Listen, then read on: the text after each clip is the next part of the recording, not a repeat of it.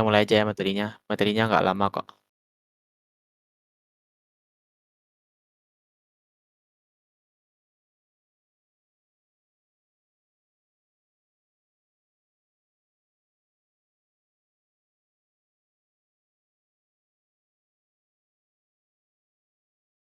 Jangan lupa kasih materi PPT-nya. Oke oke Rantus, nanti untuk video sama PPT-nya udah saya upload di Google Drive. Nanti habis kelasnya selesai, langsung saya kirim di grup WhatsApp. Saya izin buat video terus ya di pertemuannya, soalnya kayaknya di pertemuan sebelum-sebelumnya itu sering nggak ke-record, jadi mungkin saya aja yang record sendiri nggak apa-apa. Daripada ini kan nanya-nanya, nggak enak juga saya kalau misalkan pertemuannya sekarang tapi upload-nya beberapa pertemuan ke depan. Jadi tertunda gitu. Heeh, oke. Jadi kita mulai ya masuk ke materinya. Kalau ada yang ingin ditanyain, saya pantau Discord-nya terus kok. Jadi chat aja di Discord-nya. Jadi di pertemuan kali ini kita akan bahas beberapa hal. Yang pertama itu kita akan ngebahas tentang prop drilling. Terus kita ngebahas contact API. Kita ngebahas life cycle component. Dan kita juga ngebahas hook use effect. Jadi kita mulai aja dari pembahasan pertama, yaitu tentang prop drilling dan contact API. Jadi apa sih prop drilling itu? Prop drilling adalah istilah yang digunakan untuk menggambarkan proses di mana data yang kita kirimkan atau props itu diteruskan dari satu komponen ke komponen lainnya melalui beberapa tingkat hierarki komponen. Meskipun sebenarnya beberapa komponen di antara mereka itu tidak memerlukan data tersebut. Jadi sebenarnya prop drilling ini problem yang akan kita temui saat kita nerapin konsep props. Contohnya itu, misalkan nih kita punya komponen app. Ini kan komponen utama kita. Terus seandainya di komponen app ini ada data, terus data ini dibutuhkan oleh komponen C.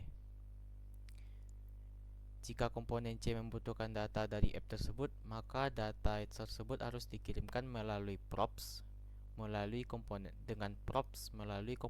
A, terus dari komponen A dikirimkan lagi melalui props ke komponen B, terus dari komponen B baru diteruskan melalui props lagi ke komponen C. Meskipun kelihatannya oke-oke aja, tapi sebenarnya data yang dikirimkan dari komponen app itu nggak dibutuhkan sama komponen A. Begitupun sebenarnya data tersebut tidak dibutuhkan juga oleh komponen B, tapi mau tidak mau data tersebut harus dikirimkan karena hierarki komponen tadi. Jadi kalau misalkan contoh nyatanya, kita bisa lihat dari project yang udah kita buat kemarin. Di pertemuan sebelumnya kita udah buat project tentang to do app ya. Kita coba run dulu deh projectnya di browser dengan perintah seperti biasa npm run dev. Terus kita buka nih di browser http localhost 5174.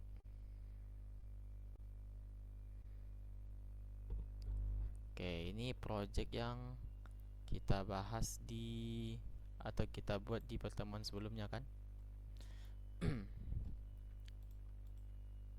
Kalau kita lihat di source code-nya, saya close terminalnya, kita masuk ke source, kita masuk ke components.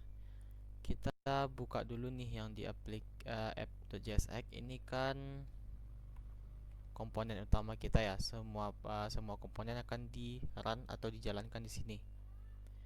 Kalau kita lihat, kita ngeset semua data utamanya itu, kita create semua data utamanya itu di komponen app. Mulai dari state to do's, kita create-nya pakai useState. Terus kita juga buat function utamanya, main function untuk membuat to do, function untuk menghapus to do, edit to do, dan complete to do. Terus semua data tersebut yang kita udah buat tadi itu kan kita kirimkan ke komponen to do list. Sekarang kita lihat komponen to do list. Dari app itu mengirim to do's, terus mengirim delete to do function ya, function delete to do, mengirim function edit to do dan complete to do. Di sini to do listnya menerimanya sebagai props. Tapi sebenarnya function delete to do, edit to do dan complete to do ini nggak ada sama sekali dipakai dalam logika komponennya, alias dia cuma sebagai tempat singgah untuk mengirim propsnya aja. Jadi diterima nih dikirim dari app, diterima di to do list, nanti dari to do list cuma nerusin ke to do item. Di to do item baru dipakai nih fungsinya. Nah, ini bisa kita bilang kita udah nemuin problem props drilling. Jadi seandainya kalau kita nggak sengaja ngehapus komponen to do list, yang to do item ini juga akan error. Karena yaitu mereka nggak ada yang nerusin propsnya lagi. Jadi itu contoh problem props drilling itu. Kita udah lihat contohnya ya di project yang kita buat sebelumnya. Terus kenapa props drilling ini harus kita hindari? Karena kalau kita nemuin masalah prop drilling terus kita solve atau kita perbaiki, maka sebenarnya itu meningkatkan kompleksitas kode kita. Prop drilling itu membuat kode sulit dipahami karena data harus diteruskan melalui banyak lapisan komponen. It's okay kalau misalkan kita nerusin datanya dari app terus ke to do list, dari to do list ke to do item, cuma beberapa layer ya. Tapi bisa jadi di project-project selanjutnya teman-teman akan nemuin dari to do list ke to do item, terus ada mungkin 3 atau 4 komponen lagi yang harus dilalui untuk mengirimkan propsnya. Kan itu susah ya mengidentifikasi propsnya nantinya karena terlalu banyak komponen yang dilalui gitu. Makanya prop drilling ini meningkatkan kompleksitas source code kita. Terus yang kedua, prop drilling itu juga rawan memberi kesalahan ke source code kita. Misalkan jika struktur komponennya berubah, maka semua tempat yang menerima atau meneruskan props harus diperbarui. Terus yang terakhir itu redundansi kode. Setiap komponen di jalur tersebut harus memiliki props yang tidak diperlukan oleh mereka. Sudah kita lihat juga kalau misalkan komponen to do list ini sebenarnya mereka cuma perlu props to do saja untuk nampilin data, tapi sebenarnya mereka nggak perlu function delete, edit, sama complete to do. Tapi mau nggak mau mereka harus nerima props ini karena mau diterusin ke to do item. Jadi itu masalah yang akan kita ketemui kalau misalkan kita nggak nge-solve atau memperbaiki prop drilling ini. Terus apa solusi dari props drilling ini? React menyediakan yang namanya itu Context API. Context API ini digunakan untuk mengatasi masalah prop drilling. Dengan Context API ini, data dapat langsung dibagikan ke komponen yang memerlukan.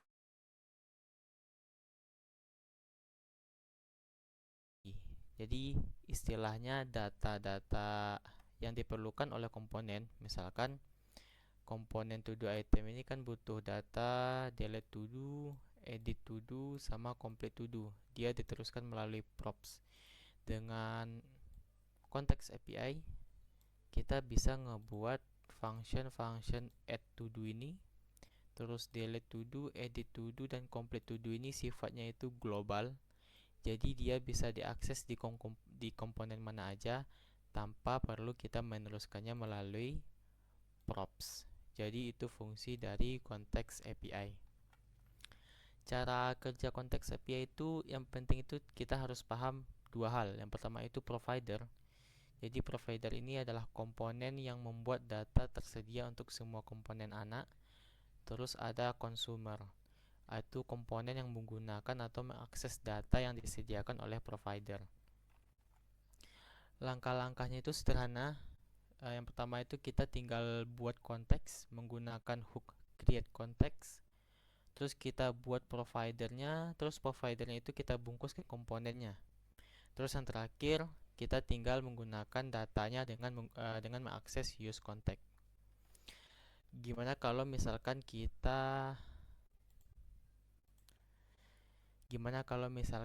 coba terapin sekarang konteks API di project to-do list kita, biar kita nggak perlu nerusin props-nya satu persatu lagi.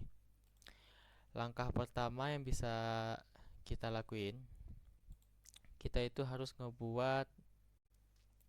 buat dulu di sini namanya file context.js.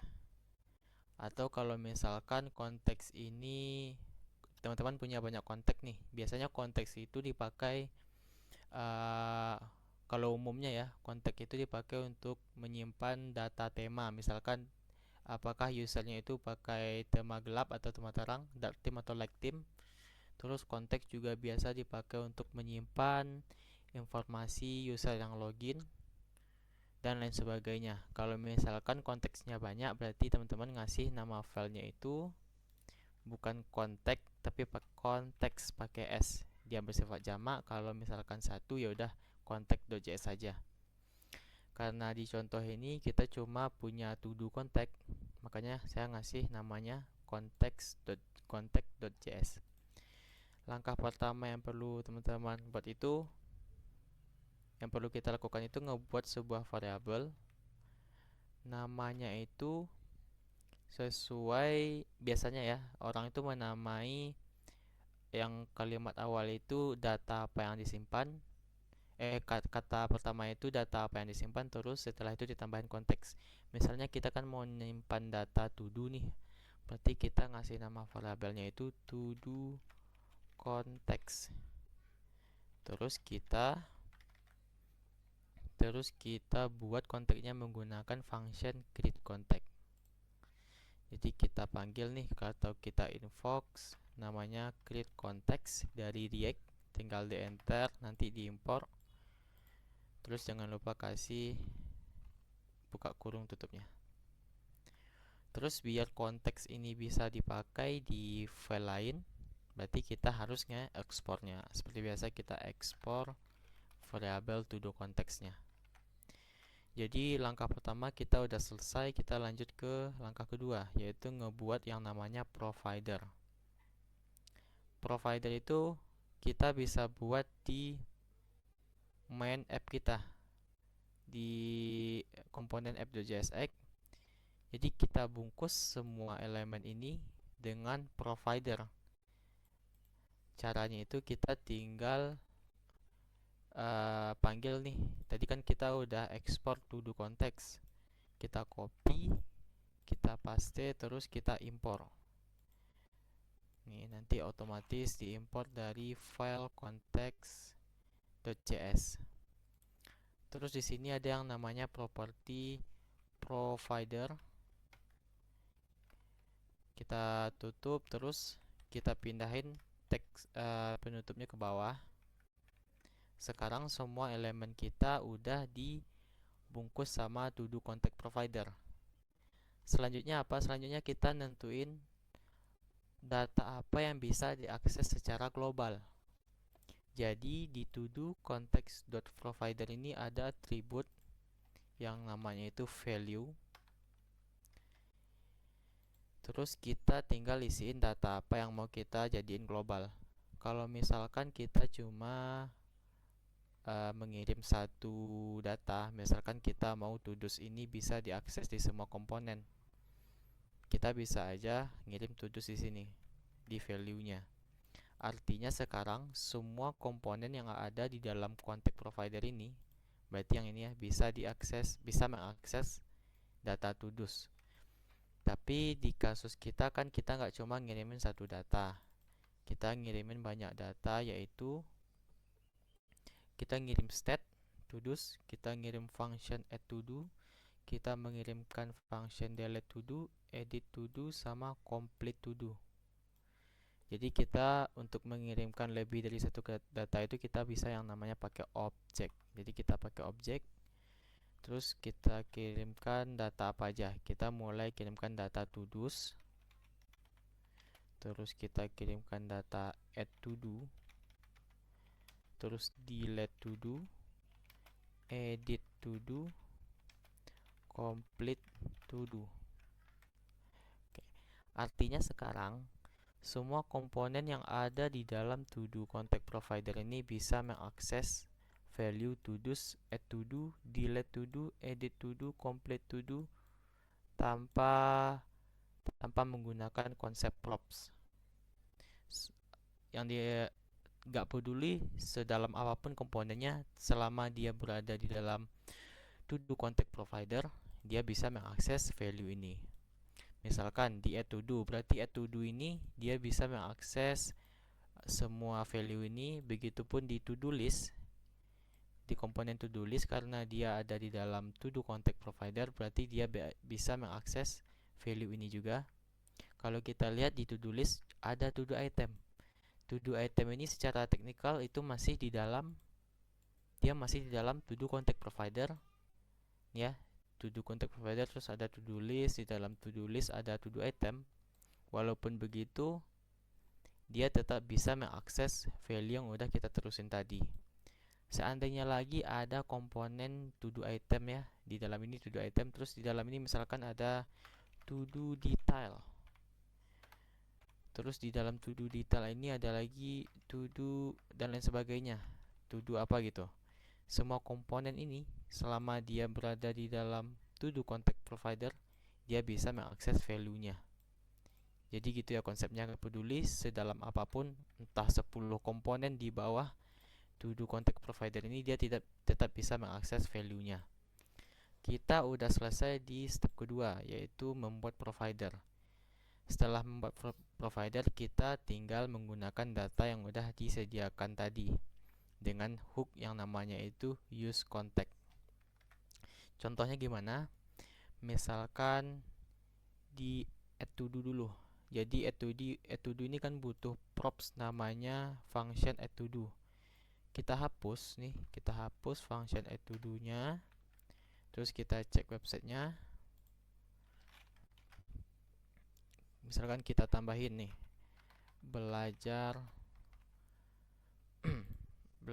konteks API, kita add, dia error karena function add to do-nya nggak kita kirimin melalui props. Kita cek, nah di sini dia kan minta function add to do, sedangkan kita nggak ngirim apapun. Sekarang kita bisa mengakses function add to do ini menggunakan use contact. Gimana caranya? Kita tinggal buat sebuah variabel, terus kita kasih misalkan nama variabelnya itu to do context. Kita invoke atau kita jalankan function use contact, terus kita masukin konteks yang udah kita buat tadi, yaitu to do contact. Makanya kita ekspor di sini biar bisa diakses di file lain. Kita isi to do context. Sekarang to do context ini punya value yang kita terusin di provider tadi. Berarti sekarang kita tinggal to do context dot add to do. Oke. Terus sekarang karena dia nggak ada props, kita nggak perlu komen ini. Untuk komen ini kan kita pakai untuk missing prop validation kemarin. Misalkan di sini ada menerima add to do. Kalau kita hilangin kan ini warning nih, prop validasi nih, is missing prop validation. Kita bisa hilangin aja komennya. Karena sekarang kita nggak ada nerima props apapun. Nah, to do konteks ini udah punya value add to do. Sekarang kalau kita refresh, kita jalankan belajar konteks API, kita add, dan dia berjalan seperti biasa. ada cara yang lebih simpel lagi, kita bisa melakukan yang namanya destructuring.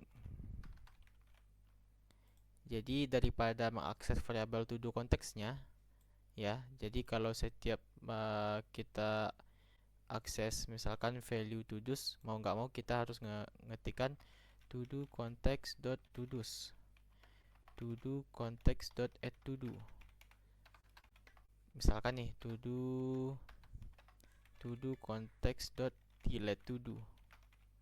Ini kan berulang-ulang nih kita ngetikin to do konteksnya. Kita bisa atasin itu pakai yang namanya teknik destructuring. Jadi kita hapus to do konteksnya, terus kita buka kurung kurawal, terus kita tinggal tentuin kita mau akses value yang mana. Kalau di sini kan kita mau akses value add to do, ya udah berarti kita tinggal tambahin add to do. Kita bisa hapus to do konteksnya. Udah, terus kalau kita refresh, kita ketikin lagi belajar konteks API, lihat dia jalan seperti biasa. Begitupun kalau seandainya kita mau mengakses to do's, kita mau mengakses set to do's, state to do's, berarti kita tinggal koma, terus kita tambahin to do's. Sekarang kita coba tampilin ke konsol to do's. Kita refresh, lihat dia ada data to do's-nya. Jadi ini cara untuk mengakses value yang kita terusin melalui provider menggunakan hook yang namanya use contact. Selanjutnya kita coba perbaiki yang di to do list ini. Di to do list ini dia butuh to do's, delete to do, edit to do, sama complete to do. Kita coba buka file to do listnya. Kalau menurut saya pribadi, delete to do, edit to do ini bisa kita hapus saja. Kalau to do ini kita bisa biarkan, jadi dia tetap mengirim satu prop to do's. Kita nggak perlu sebenarnya sih kalau di add to do pun kita nggak perlu nerapin konteks ya, karena dia cuma nerusin dari komponen app ke komponen to do list, ke komponen add to do, cuma ada satu layer tuh. Jadi nggak ada di tengahnya, nggak ada komponen lain yang untuk nerusin propsnya. Sebenarnya oke-oke aja kita nerusinnya melalui props, tapi ini sebagai contoh aja. Jadi dari to do list tetap mengirimkan state to do's, tapi kita yang function delete, edit, sama complete-nya kita akses melalui use contact. Jadi kita hapus. Sekarang di to do item ini harusnya error. Kalau misalnya kita klik edit, kita save, lihat dia error karena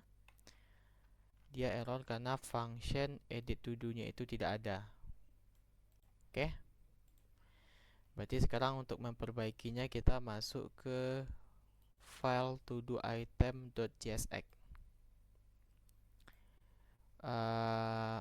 Dari to do list dia tetap ngirimin to do, berarti di sini tuh cuma ada props to do aja. Terus untuk function seperti delete to do, edit to do kita bisa akses melalui konteks. Kita terapin lagi, berarti kita buat variabel, kita jalankan atau kita invoke yang namanya function atau method use contact dari React. Jangan lupa diimpor. Terus kita masukin to do konteksnya. Oke. Terus kita tinggal akses deh function yang kita butuhkan. Ada delete to do nih, kita tinggal akses delete to do. Terus kita akses edit to do. Terus kita akses complete to do. Kalau kita save, kita refresh, aman, nggak ada yang error.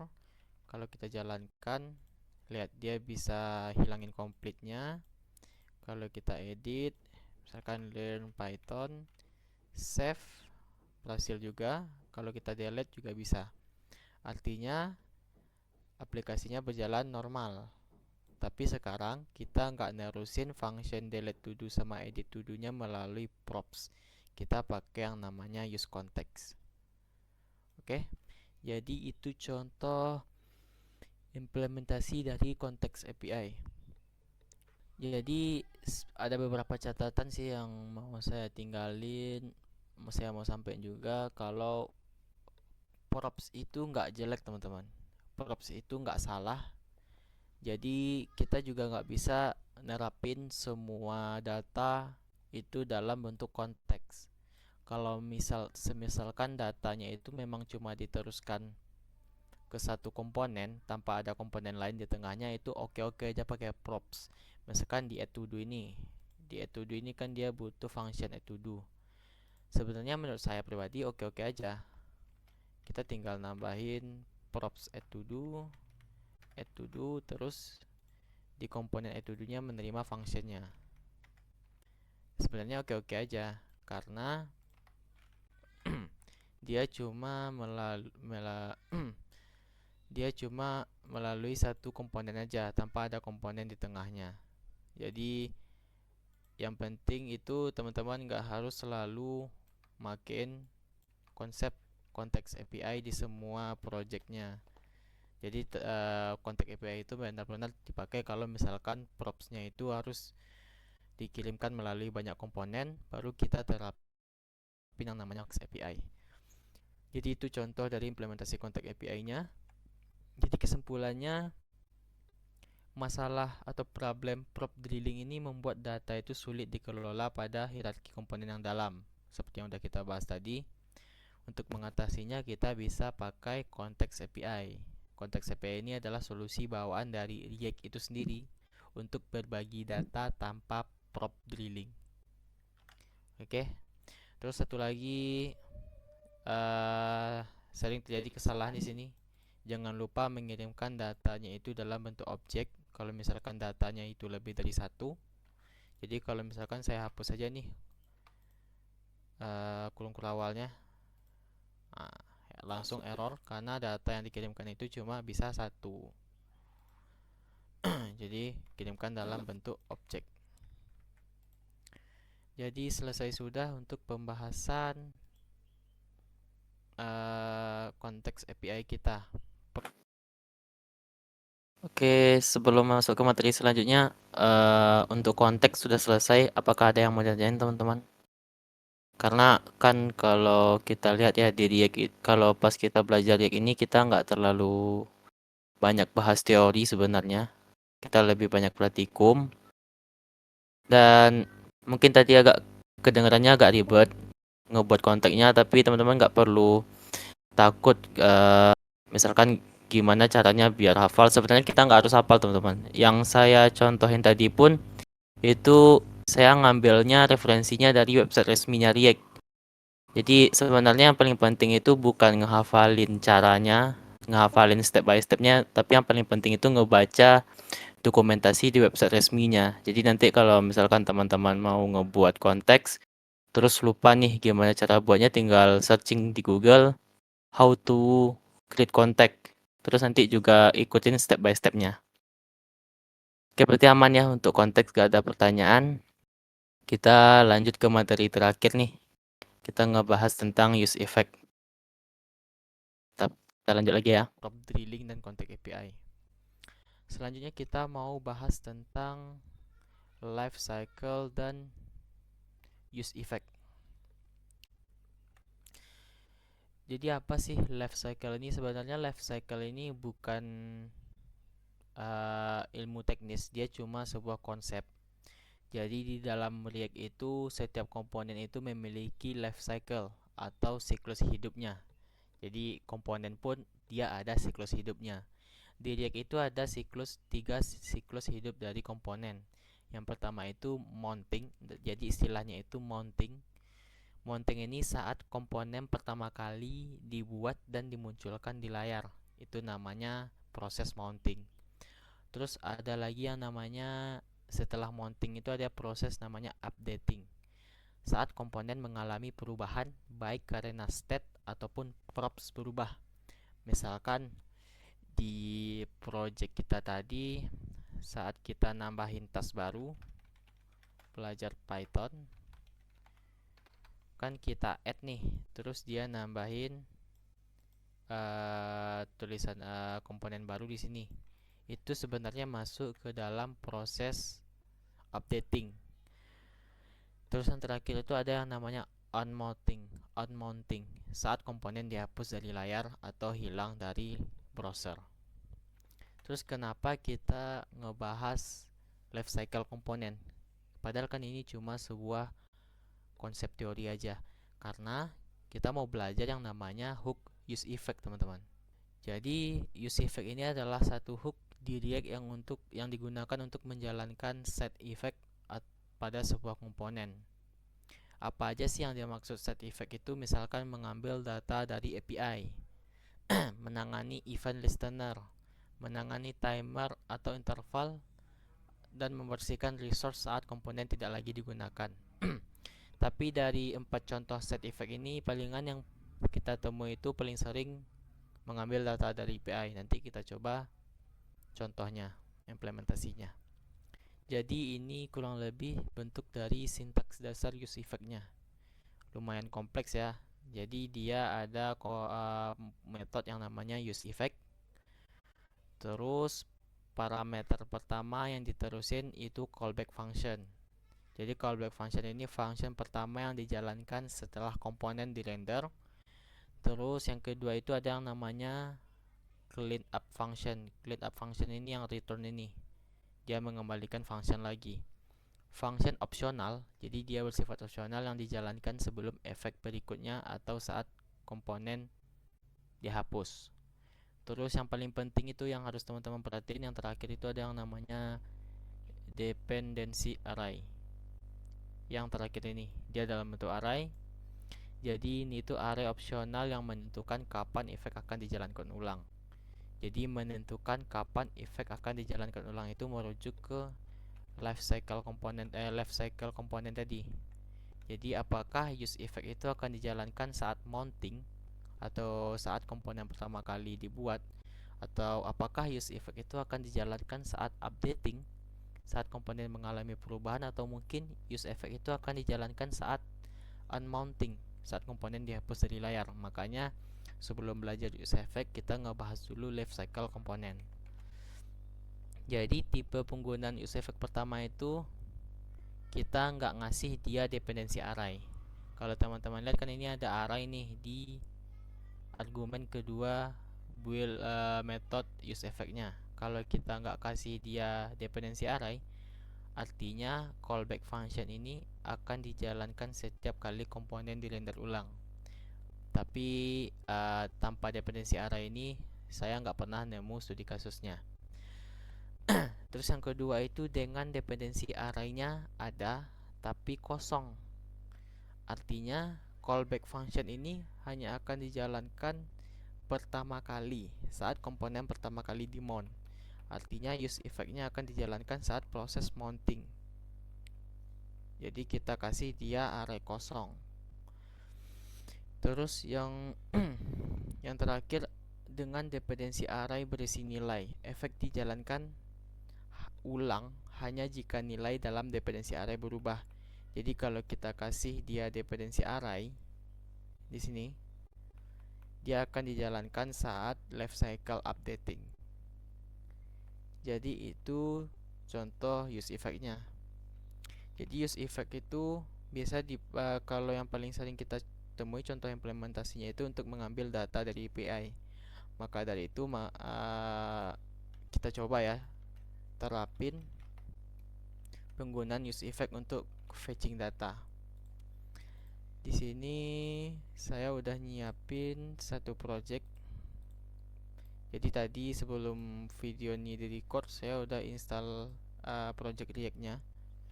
Udah saya bersihin file index.css kosong, app.css kosong, terus app.jsx-nya cuma ada hello world.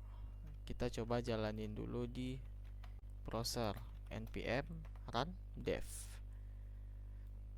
Kita buka di browser seperti biasa. Nih, udah ada hello world. Jadi Kita pertama mau nyontohin ngasih use effect-nya itu dependency array yang kosong. Nah, dengan dependency array kosong ini biasa kita manfaatkan untuk mengambil data dari API, karena kalau misalkan dengan dependency array kosong, maka use effect-nya akan dijalankan saat komponen pertama kali di mount.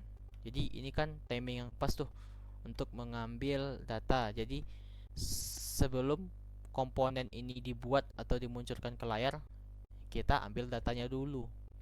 Jadi gitu ya contoh logikanya. Misalkan kita coba kalau di belajar vanilla JavaScript kemarin kan kita ngambil datanya dari Vector API tuh. Kita coba cek ya, Vector API. Jadi ini Open API untuk belajar pakai API. Dia kayak nyediain data-data dari e-commerce. Kita sekarang coba contohin implementasi fetching data di React. Kita bisa pakai yang namanya use effect. Jadi kita buat nih, kita panggil method use effect. Terus jangan lupa diimport dari React-nya. Argumen pertama itu berupa function nih. Terus argumen kedua itu berupa array, dependency array. Kalau misalkan dependency array-nya kosong, maka kode di sini akan dijalankan saat proses mounting. Oke. Jadi kode di sini akan dijalankan saat proses mounting. Apa itu proses mounting? Saat komponen pertama kali dibuat atau dimunculkan di layar. Jadi kita saat pertama kali komponen app ini di mounting, kita jalankan function ini. Kita buat misalkan functionnya itu namanya fetch data. Di sini saya mau make asing deh. Kita pakai pendekatan atau metode asing await. Jadi asing function fetch data. Terus di sini kita buat variabel response seperti biasa ya. Kita lakuin fetching kayak di vanilla JavaScript kemarin. Const response await, terus await fetch kita pakai function fetch untuk ngambil data dari API-nya. Kita terusin endpoint-nya https vectorapi.com/ seingat saya products ya, products. Kalau udah dapat responnya, kita tinggal ubah const result dari respond.json. Kalau kita lihat JSON ini dia promise. Kalau dia promise berarti kita tinggal kasih dia await. Terus kita coba deh tampilin ke console resultnya. Terus kita panggil sekarang function fetch datanya. Kan ini kita baru ngebuat functionnya aja, kita belum panggil functionnya. Jadi kita fetch data. Kalau kita save, kita refresh, lihat dia ngedapatin data dari Vector API-nya. Nih, dapat nih datanya. Tapi ini kurang tepat ya pendekatan fetchingnya. Kita bisa lebih lengkapin lagi pakai try catch. Jadi kalau misalkan dia ada error, kita tampilin ke konsol error. Atau kita kasih error ketika melakukan fetching data ke Vector API. Terus kita kasih pesan errornya. Terus di try ini tinggal paste yang sebelumnya. Nih. Misalkan kita kan tadi udah tampilin resultnya ke konsol. Yap, kita refresh, tampil. Gimana caranya kita mau nampilin datanya ke website kita sekarang? Gimana? Berarti kita tinggal terapin konsep yang udah kita pelajari sebelumnya, yaitu tentang useState atau state. Jadi sekarang kita tinggal buat cons, kita buat useState. Terus kita buat misalkan nama state-nya itu products. Jadi data yang kita dapat dari fetch vector nanti kita simpan di state ini. Oke. Jadi kita kasih nama fungsinya set products. Terus kita kasih nilai awalnya itu array kosong.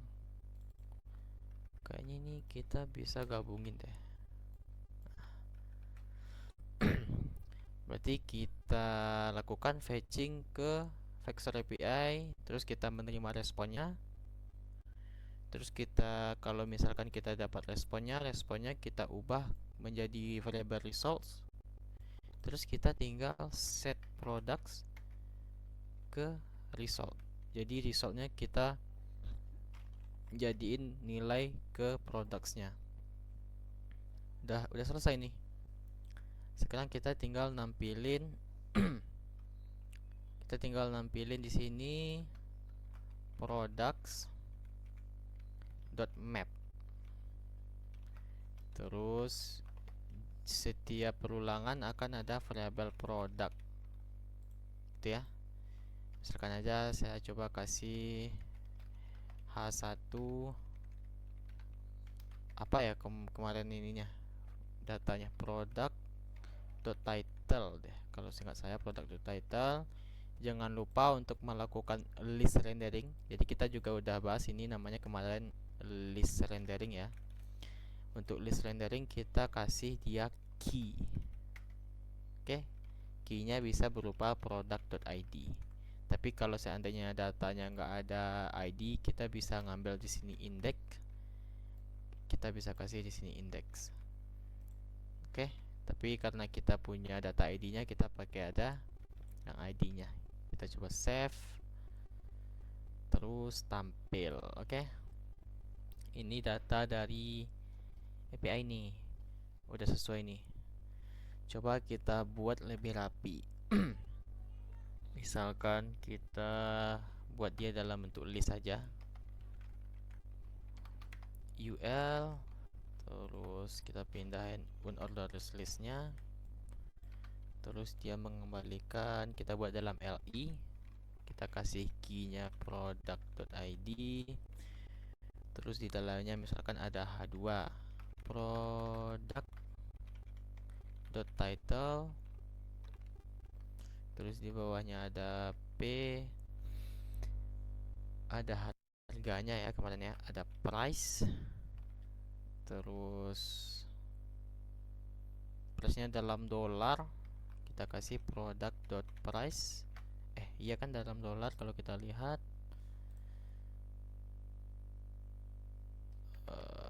Nggak tampil ya. Save dulu deh. Nih ada.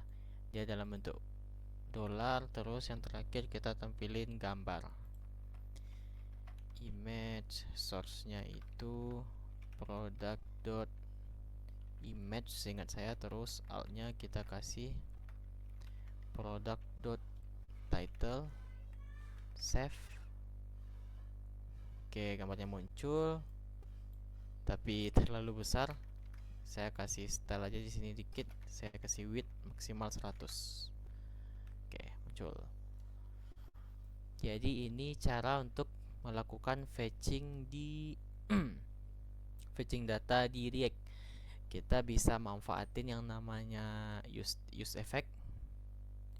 Kita manfaatin use effect, terus nanti setelah datanya dapat, kita manfaatin lagi state-nya. Jadi setelah datanya dapat, kita set state-nya dengan data yang udah kita dapatin dari fetching. Satu hal lagi yang mau saya terapin, kita mau buat loading deh misalkan. Jadi kita buat di sini cons Misalkan use state true. Jadi di sini itu nama state-nya itu is loading. Set is loading. Jadi ini tuh buat nyimpan apakah kita lagi melakukan fetching apa enggak. Kita tinggal atau awalnya false dulu deh. False.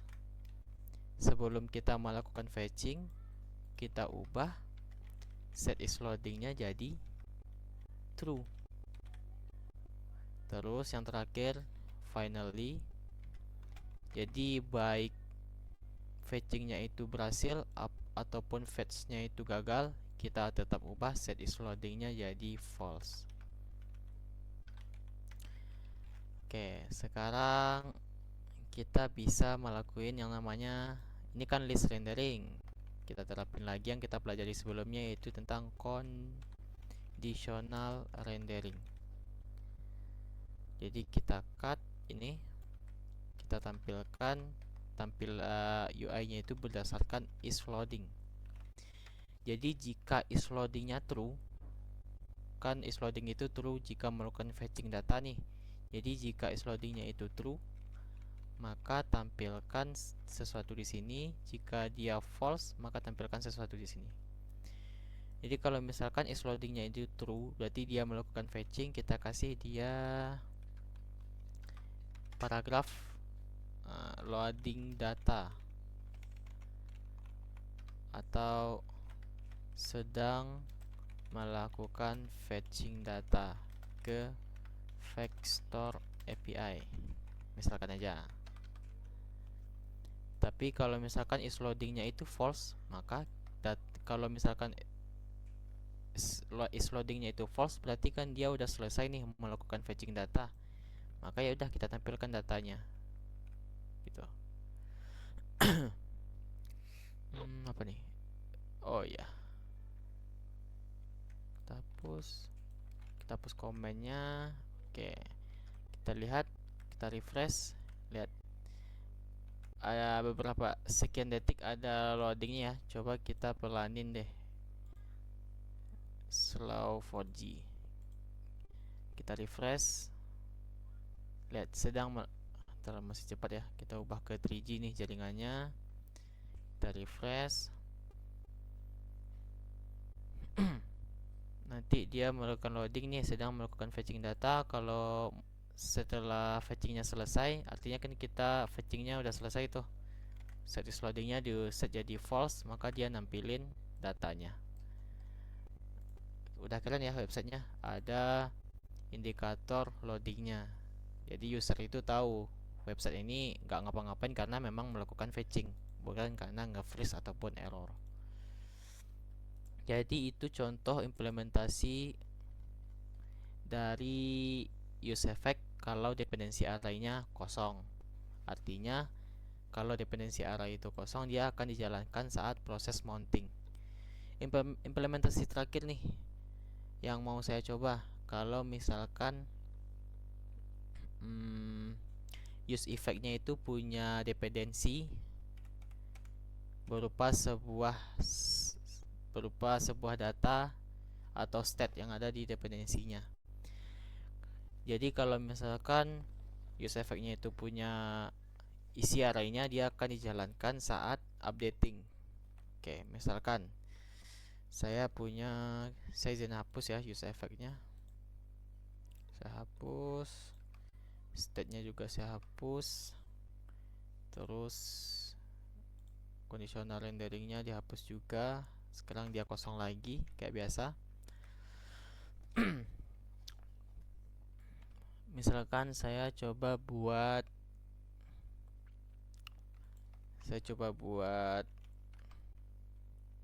project untuk itu deh, bukan project ya, aplikasi sederhana. Kalau kita klik tombol tambah, angkanya nambah 1 kayak biasalah. Kalau misalkan kita klik tombol kurang, angkanya kurang 1. Jadi kita buat variabel state di sini, use state, nilai awalnya itu angka 0, terus di sini count atau number, set number. Terus kita buat di sini, kita tampilin angkanya, angka saat ini. Terus kita tampilin numbernya. Kita buat di sini button, button plus atau min. Terus di bawahnya ada button plus. Kita lihat, oke, muncul nih. Saya pengen saat diklik plus angkanya tambah 1, diklik min angkanya jadi kurang 1. Kita coba kasih style dikit deh. Style display flag. Terus gapnya 10 px. Terus flag directionnya jadi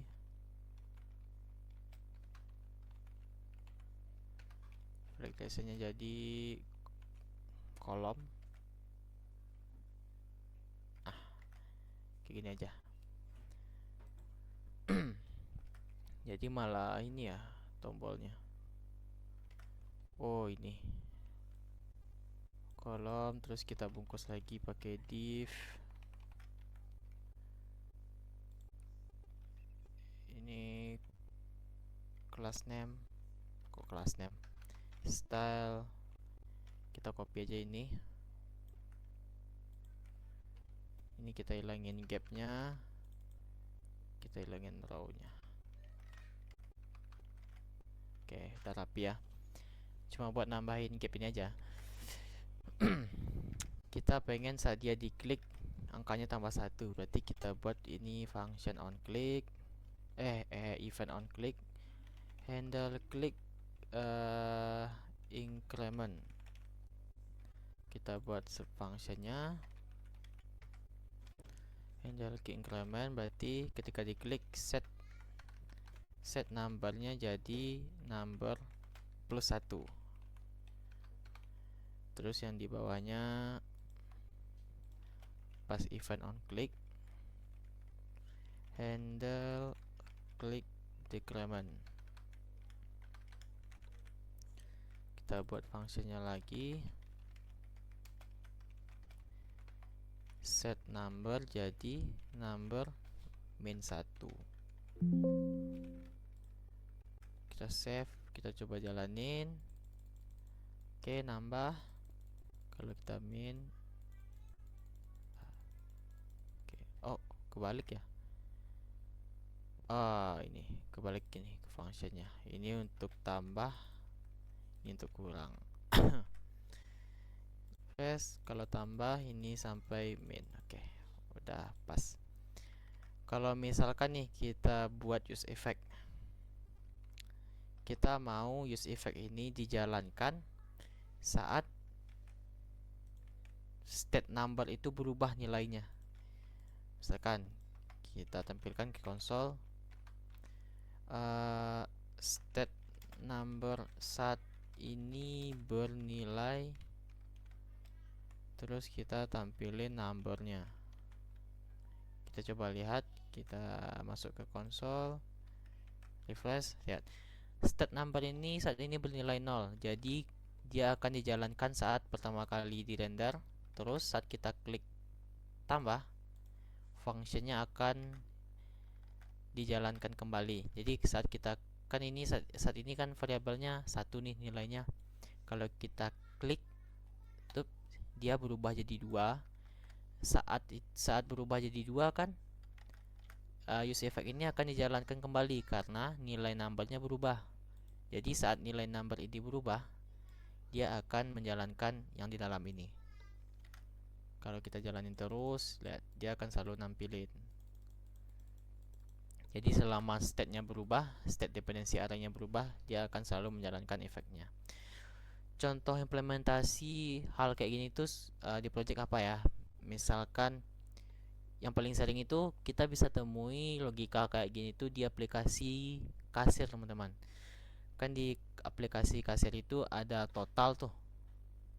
Ada total belanja kan. Jadi misalkan di Di sini ada variabel, anggap aja namanya itu car. Dia berupa array of object. Jadi car ini dipakai untuk menyimpan data transaksinya, item transaksi yang dibeli user. Jadi kita tinggal nerusin ke sini. Terus misalkan kita punya total price atau total belanja user mulai dari 0. Ini maksudnya ini sederhana aja ya. Harusnya kan dibuat pakai useStat, tapi karena sebagai contoh aja saya buat variabel biasa aja. Jadi setiap card ini berubah, atau artinya setiap user itu nambahin, atau setiap kasir itu nge-scan barang user, kan nanti datanya bertambah nih. Ini data pertama, terus data kedua di scan lagi tambah data kedua, produk ketiga di scan lagi tambah produk ketiga. Kita bisa lakukan perhitungan. Total price sama dengan misalkan item plus total. Jadi setiap keranjangnya nambah, function dijalankan, terus total price-nya dihitung kembali. Jadi itu contoh implementasi logikanya, kurang lebih di aplikasi kasir bisa diterapkan. Jadi sekian aja pembahasan materi kita pada hari ini. Kita udah ngebahas tentang banyak ya, kita udah ngebahas tentang masalah prop drilling, terus gimana solusinya dengan menggunakan konteks API. Terus kita ngebahas tentang konsep life cycle. Jadi komponen React itu juga punya siklus hidupnya, mulai dari pertama kali di render, terus melakukan update, dan akhirnya dihapus dari UI. Terus kita bisa lakuin side effect menggunakan hook use effect. Side effect itu apa aja? Contoh paling umumnya yaitu untuk melakukan fetching ke API dengan menggunakan use effect. Terus catatan terakhir yang paling penting di use effect yaitu tentang dependensi array-nya. Jadi use effect ini dijalankan berdasarkan dependensi array yang kita beri. Kalau misalkan nggak ada dependensi, berarti efek ini akan dijalankan setiap komponen dirender ulang. Kalau misalkan dependensinya kosong, berarti komponen efeknya akan dijalankan satu kali saat komponennya di mount atau pertama kali dibuat atau dimunculkan di layar. Terus kalau misalkan dependensi array-nya ada state, maka dia akan diulang atau dijalankan kembali jika nilai dalam dependensi array-nya berubah, seperti yang udah kita contohin di project nih. Untuk nambah ini ya, untuk nambah angka-angka sederhana ini. Saat angka number berubah, function ini akan dijalankan. Semua yang ada di dalam function ini akan dijalankan. Oke.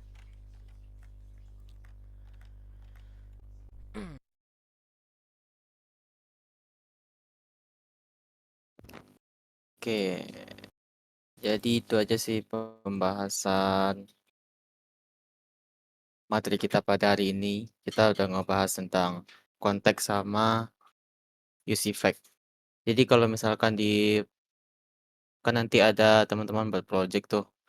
Kalau misalkan mau nerapin tema di website, kan biasanya ada tema gelap, tema terang, light theme atau dark theme gitu. Itu kuncinya biasanya bisa teman-teman pakai di konteks. Terus kalau misalkan untuk fetching data, itu kita manfaatin pakai use effect. Jadi cukup ingat aja dua konsep itu. Seharusnya nanti projectnya aman aja. Terus mungkin tadi kan kelihatannya agak ribet, tapi sebenarnya nanti teman-teman tinggal, misalkan kalau ada lupa, saya matiin share screen dulu. Ini saya coba share screen layar deh. Materi hari ini tuh, hari ini kan kita mau bahas use context sama use effect. Itu sebenarnya semuanya ada referensinya di website resmi React, teman-teman. Jadi kita tinggal buka react.dev. Nih, tinggal buka react.dev, nanti di sini sudah dijelasin semua tentang penggunaan use context, juga dijelasin tentang penggunaan use effect. Jadi kalau misalkan lupa, nanti bisa buka PPT atau videonya lagi, atau bisa buka dokumentasi React-nya. Semua yang saya jelasin di materi tadi itu referensinya ya saya ambil dari website React itu sendiri. Gimana cara makainya, apa yang harus diketik, apa aturan penamaan variabelnya, itu semuanya itu sudah dijelasin sama React itu sendiri. Oke, jadi itu aja pembahasan materinya. Cek chat di Discord-nya, udah dikirimin link absennya sama mentor. Jangan lupa absen. Sekian aja pembahasan materi pada hari ini. Dan pertemuan selanjutnya ya, pertemuan selanjutnya ada di hari Rabu insya Allah. Kita akan ngebahas tentang routing. Jadi kan selama ini kita buat website cuma satu halaman tuh. Di pertemuan selanjutnya kita coba bahas routing untuk ngebuat websitenya menjadi beberapa halaman. Jadi misalkan ada halaman A, ada halaman B, di URL-nya juga beda. Itu nanti kita ngebahasnya di routing. Menggunakan yang nama library-nya itu React Router DOM. Oke, itu aja spoiler untuk pertemuan selanjutnya. Jangan lupa absen. Terima kasih buat teman-teman yang udah hadir pada malam hari ini. Assalamualaikum warahmatullahi wabarakatuh.